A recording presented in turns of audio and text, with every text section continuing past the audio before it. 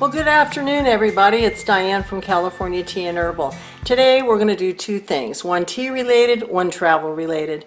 The tea related is to tell you that as a seller of tea for the last decade plus, I'd like you to know what we do when we don't like a tea that we've ordered. And I've used the same 7 or 10 vendors for years, from the beginning, really, because I just went through everybody at the beginning and I haven't found any that I like better. These are incredible vendors. They're importers, they're blenders, they're wonderful people. They care about the people on the estates. They know the families who own the estates or the organizations. They know how the workers are treated. Just everything about them I trust. But once in a while, like on this little incident I'm going to tell you about, we get a tea we're not happy with. And usually how it works is when I want to try something or bring in something, or the vendors know I'm looking for something, they'll send me a sample. Now I got a sample of a green tea scented with jasmine, and the sample was amazing. So what I do then is order a pound and see if what I get in a pound is going to be like the sample. Well, one little sniff let me know that no.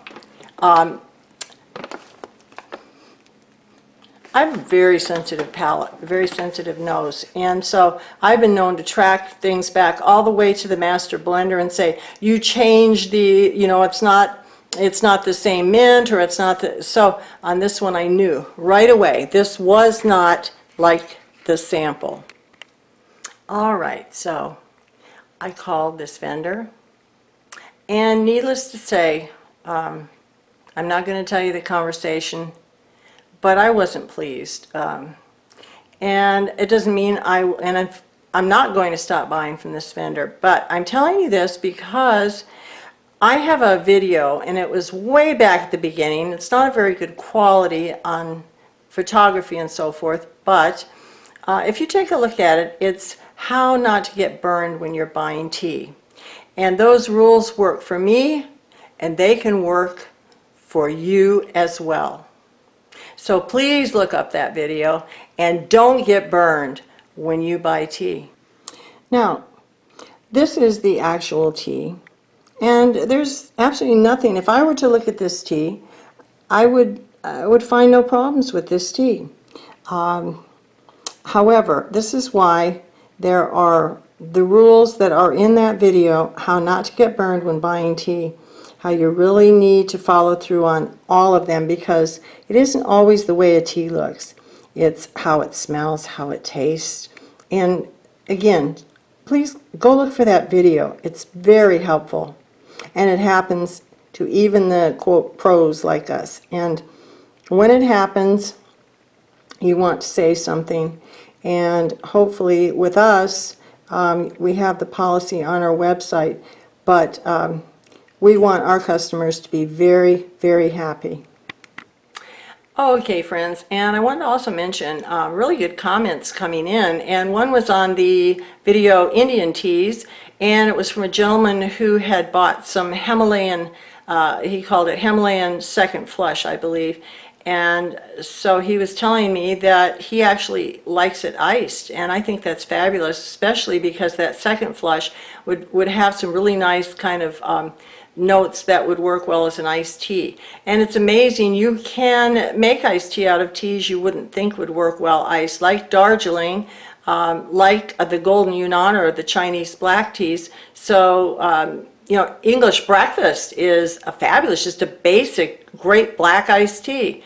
Now, I want to show you this week what we did. There are some hidden gems, and one of the places there are a lot of hidden gems is a little village. Reminds me of Mayberry, if you're old enough to remember that TV show. They have reruns still.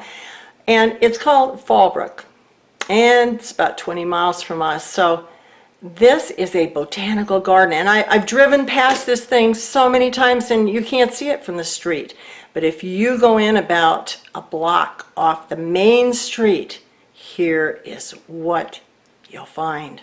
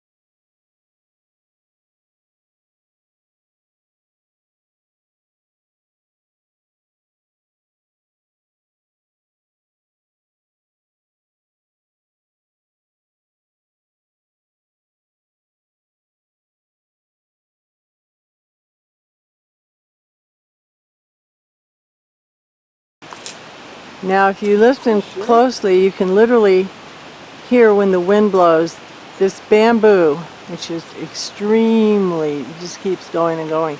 You can hear, they're like, almost like wind chimes. Unfortunately, the wind has now stopped. But it's very interesting. They blow against each other and they have a hollow sound.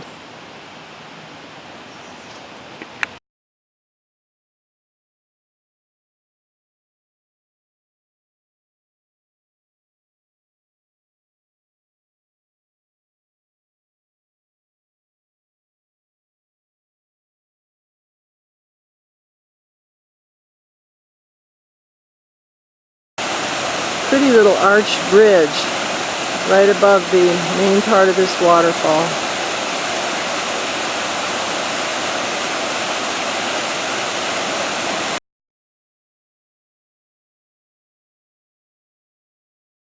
Well, I hope you enjoyed and had fun on today's little tips on buying tea, and also how important it is to really make your customers happy. You know, our customers are number one with us, and so I want to also mention, you know, I know the last couple of videos we've had a lot of fun and kind of traveled around, but you know, we can get geeky about tea. I think there are a lot of good geeky YouTube channels on tea, one especially where they really go into tons of detail. And I think for us, the thing about tea has always been, how does it taste? I mean, that's the bottom line. And so we just want people to enjoy tea and to understand that loose tea, good loose tea, is really so affordable and so much fun. And so having said that, we'll be back with some recipes and so forth real soon here. And I hope this week that you will enjoy your tea and that you will enjoy your life. And we want to thank you for watching. Please subscribe, please like, please share, and we appreciate it so much. See you next time.